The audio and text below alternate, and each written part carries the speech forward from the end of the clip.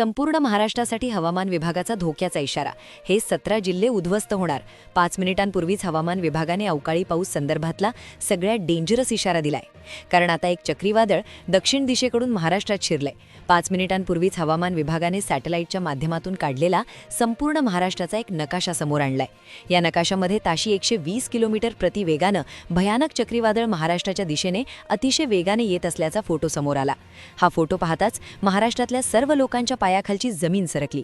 कारण की या चक्रीवादळामुळे 17 जिल्ह्यांमध्ये हाहाकार माजणार आहे। एक ढगांची अशी मोठी फौज महाराष्ट्राच्या दिशेने सरकली आहे। हे ढग इतके भयानक आहेत की ज्याची उंची काही किलोमीटरपेक्षा जास्त आहे। या ढगांचे वजन 80 पट जास्त आहे आणि हे ढग जेव्हा फुटणार तेव्हा त्याच्यातून पाणी पडणार नाही तर गारांचे गोळे पडणार आहेत। गारांचे गोळे पडणार आहेत। 70 वर्षात घडली नव्हती इतकी भयंकर परिस्थिती आता घडणार आहे। त्यामुळे तातडीनं सरकारनं त्या 17 भयानक जिल्ह्यांची यादी जाहीर केली आहे। या जिल्ह्यातील लोकांना 3 तारखा सांगितलेल्या आहेत। या 3 तारखेला घराबाहेर पडू नका असे स्पष्ट आदेश देण्यात आलेले आहेत।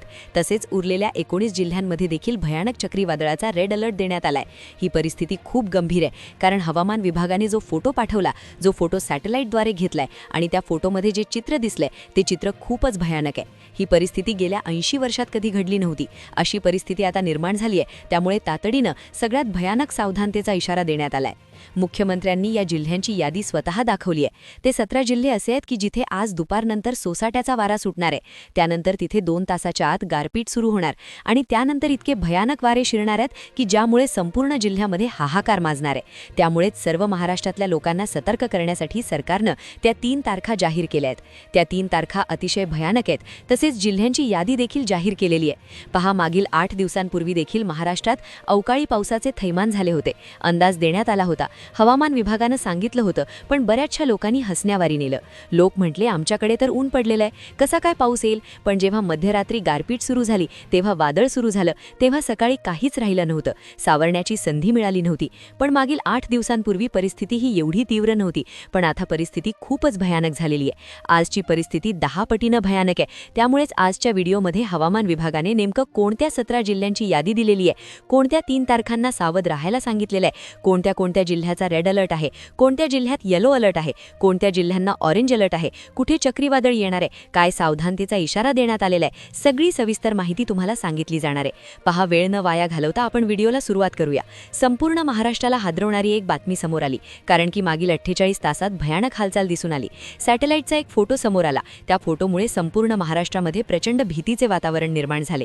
एक असा फोटो की ज्याने हवामान तज्ज्ञ हादरून गेले आहेत। सॅटेलाइटद्वारे घेतलेल्या फोटोंमध्ये एक अशी विचित्र हालचाल दिसलीये जी गेल्या 70 वर्षात कधीही पाहण्यात आली नव्हती। ढगांची एक अवाढव्य फौज ज्यांची उंची कित्येक किलोमीटर आहे ती दक्षिणेकडून महाराष्ट्राच्या काळजावर घाला घालण्यासाठी सरकत आहे। हे ढग इतके जड आहेत की जेव्हा हे फुटतील तेव्हा पाण्याचे थेंब नाही तर बर्फाचे मोठमोठाले गोळे पडतील। ज्यांना वाटतंय की बाहेर तर कडक ऊन आहे, आम्हाला काय होणार, त्यांनी लक्षात ठेवा, हेच ते वादळापूर्वीची शांतता आहे। अरबी समुद्राचा रंग अचानक काळाभोर झालाय आणि तिथून उठणाऱ्या वाफेच्या डोंगरांना हिमालयाची थंड हवा धडकली आहे। ही धडक ज्या 17 जिल्ह्यांत होणारे तिथे अक्षरशः ढगफुटीपेक्षाही भयानक दृश्य पाहायला मिळेल। कोणत्या जिल्ह्यांमध्ये चक्रीवादळ येणार, कोणत्या जिल्ह्यात रस्ते वाहून जाणार, या 17 जिल्ह्यांची यादी आणि त्या 3 भयानक तारखा मी थोड्याच वेळात सांगणार आहे। तोपर्यंत 1 सेकंडही व्हिडिओ स्किप करू नका। कल्पना करा, दुपारची वेळ आहे, अचानक सूर्य गिळला जावा तसा काळोख होतो आणि पाहता पाहता वाऱ्याचा वेग इतका वाढतो की डोळ्यांसमोरची झाडं एखाद्या काडीसारखी मोडून पडतात। हे चित्र काल्पनिक नाही तर पुढच्या काही तासात प्रत्यक्षात उतरणार आहे। हवामान खात्याच्या रडारवर दिसणारा हा लाल ठिपका म्हणजे साधी पावसाची नोंद नाही तर ते एका महाविनाशकारी ऊर्जेचं केंद्र आहे। जमिनीपासून 10 किलोमीटर उंचीवर तयार झालेला हा ढगांचा डोंगर जेव्हा जमिनीवर आदळेल तेव्हा तिथे फक्त पाण्याचा पूर नसेल तर विजांचा असा तांडव असेल जो जमिनीला हादरे देईल। तुम्हाला आठवतंय, 15 वर्षांपूर्वी विदर्भ आणि मराठवाड्यात रात्रीच्या वेळी असाच प्रलय आला होता। लोक गाढ झोपेत होते आणि अचानक विजांचा कडकडाट सुरू झाला। काही मिनिटात अख्खी गावं पाण्याखाली गेली। जनावरांचा हंबरडा विजांच्या आवाजात दबून गेला।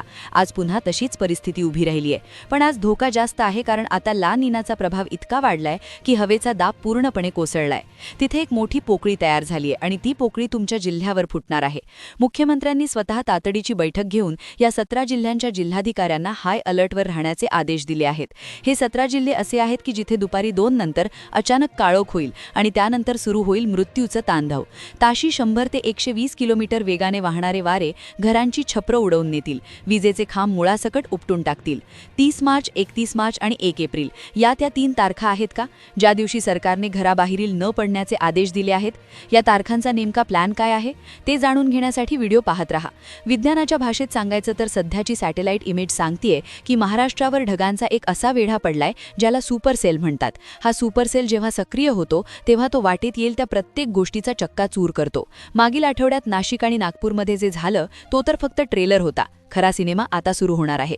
शेतकऱ्यांनी रक्ताचं पाणी करून पिकवलेलं पीक मातीमोल होणार आहे. जर तुम्ही आत्ता सावध झाला नाहीत तर तुमचं आर्थिक आणि शारीरिक नुकसान कोणीही रोखू शकणार नाही. या वादळाची तीव्रता इतकी भीषण आहे की हवेतील आर्द्रता आणि उष्णता मिळून एक थंडर स्टॉर्म सेल तयार झाला आहे. हा सेल एकदा का जमिनीला स्पर्शला की पुढचे 6 ते 8 तास तिथे निसर्गाचं क्रूर रूप पाहायला मिळेल. घराबाहेर उभ्या असलेल्या गाड्या पत्त्यांच्या बंगल्यांसारख्या उडून जाऊ शकतात.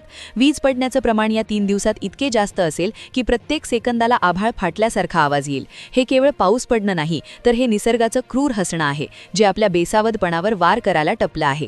आत्ताच्या टेक्नॉलॉजीचा वापर करून आम्ही तुम्हाला हे आधीच सांगत आहोत. गुगल मॅप्स आणि AI प्रेडिक्शननुसार ढगांची ही घनता महाराष्ट्राच्या मध्य भागात सर्वात जास्त आहे. याचा अर्थ असा की मराठवाडा आणि विदर्भाच्या सीमावर्ती भागात सर्वात जास्त हाहाकार उडणार आहे. काही ठिकाणी तर जमिनीला भेगा पडतील इतका दाब निर्माण झाला आहे. कोणत्या जिल्ह्यामध्ये गारांचा पाऊस पडणार आणि कुठे चक्रीवादळ धडकणार या यादीत तुमच्या जिल्ह्याचं नाव पहिल्या क्रमांकावर तर नाही ना? जिल्ह्यांची यादी आता सुरू होत आहे. ही परिस्थिती केवळ नैसर्गिक नाही तर ती एका महाप्रलयाची नांदी आहे. जुन्या काळात लोक म्हणायचे की जेव्हा निसर्ग कोपतो तेव्हा कोणाचंही ऐकत नाही. आज अगदी तसंच घडताना दिसतंय.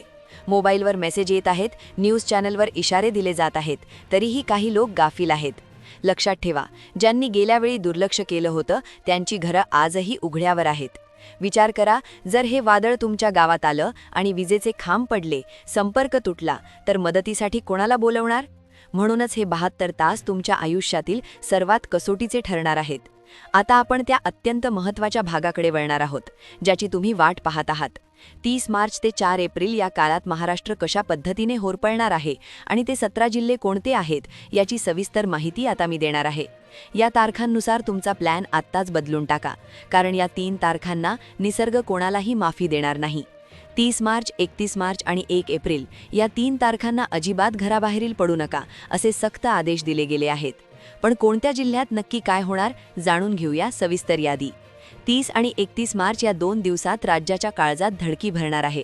विशेषतः मराठवाडा आणि मध्य महाराष्ट्रात रेड अलर्ट जारी करण्यात आला आहे. मराठवाड्यातील छत्रपती संभाजीनगर, जालना, बीड, धाराशिव, लातूर, परभणी, हिंगोली आणि नांदेड या जिल्ह्यांमध्ये ताशी 120 किमी वेगाने वादळ आणि मोठ्या गारा पडतील. मध्य महाराष्ट्रात पुणे, नाशिक, अहिल्यानगर, सातारा, कोल्हापूर आणि सोलापूरमध्ये घरांची पडझड होण्याची दाट शक्यता आहे. विदर्भातील बुलढाणा, अकोला आणि वाशिम या जिल्ह्यांवर संकटाचे ढग दाटले आहेत. 1 एप्रिल आणि 2 एप्रिलला खानदेश आणि पूर्व विदर्भात काय होणार? तिथे ढगफुटीची शक्यता आहे का? पुढील यादी नीट ऐका. 1, 2, 3 आणि 4 एप्रिल या काळात पावसाचा जोर कमी होण्याऐवजी तो अधिक हिंसक रूप धारण करेल. खानदेशातील जळगाव, धुळे आणि नंदुरबारमध्ये केळीच्या बागा आणि घरांचे पत्रे उडून जाण्याची भीती आहे. पूर्व विदर्भातील अमरावती, नागपूर, भंडारा, गोंदिया, गडचिरोली आणि चंद्रपूरमध्ये विजांच्या कडकडाटासह मुसळधार पाऊस आणि ढगफुटी सदृश परिस्थिती निर्माण होईल. ते 17 जिल्हे जिथे यमदूत घिरट्या घालत आहे त्यांची सविस्तर यादी आता नीट ऐका. छत्रपती संभाजीनगरमध्ये कच्चे घर असणाऱ्यांनी आत्ताच सुरक्षित ठिकाणी जा. सोलापूरमध्ये फळबागांची राखरांगोळी होणार आहे. नांदेडमध्ये झाडं आणि पोल कोसळणार असून वीज पुरवठा खंडित होईल. गोंदियात पुढचे 3 दिवस अक्षरशः आघाळ फाटणार आहे. जळगावमध्ये खानदेशात वादळाचा तांडव पाहायला मिळेल. लातूरमध्ये पावसाचा प्रलय जनजीवन विस्कळीत करणार आहे. चंद्रपूरमध्ये 40 डिग्री उन्हात अचानक वावटळी येऊन हाहाकार उडेल. हिंगोलीत ढगफुटीची दाट शक्यता वर्तवण्यात आली आहे. गडचिरोलीत विजांचा कडकडाट मृत्यूची घंटा ठरू शकतो. बुलढाण्यात गारांचा मोठा वर्षाव होणार आहे. यवतमाळमध्ये शेतकऱ्यांचं पांढरं सोनं मातीमोल होणार आहे. भंडाऱ्यात नदीकाठच्या गावांना तातडीने रिकामे करण्याचे आदेश देण्यात आले आहेत. धाराशिवमध्ये पुढचे 48 तास अत्यंत धोकादायक आहेत. वाशिममध्ये छप्र उडवून नेणारं वादळ येणार आहे. वर्ध्यात त्वरित सुरक्षित आसरा शोधा आणि बाहेर पडू नका.